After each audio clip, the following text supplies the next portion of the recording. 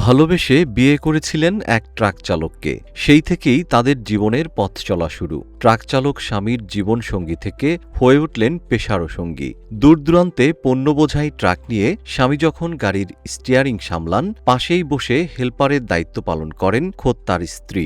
ব্যতিক্রমী এই ভালোবাসা ও সংগ্রামের গল্প এখন সবার মুখে মুখে। গল্পের শুরুটা হয়েছিল কয়েক বছর আগেই। জানা গেছে ওই দম্পতি কয়েক বছর ধরে একই পরিবহন প্রতিষ্ঠানে কাজ করতেন। কাজ করতে করতেই পরিচয়, সেখান থেকে বন্ধুত্ব, আর সেই বন্ধুত্ব একসময় রূপ নেয় ভালোবাসায়। পরিবারের সম্মতিতে সম্প্রতি তারা বিবাহ বন্ধনে আবদ্ধ হন।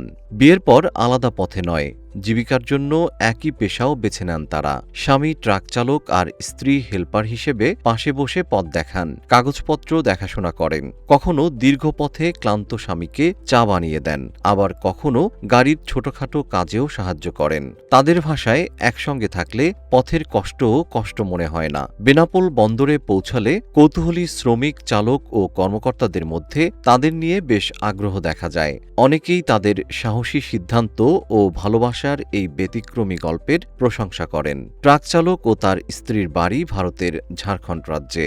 স্থানীয় এক ট্রাক চালক বলেন, আমরা তো অনেক বছর ধরে গাড়ি চালাই, কিন্তু স্বামী স্ত্রী একসঙ্গে ট্রাকে কাজ করছে, এটা সত্যি ব্যতিক্রম। তাদের ভালোবাসা দেখলে ভালো লাগে।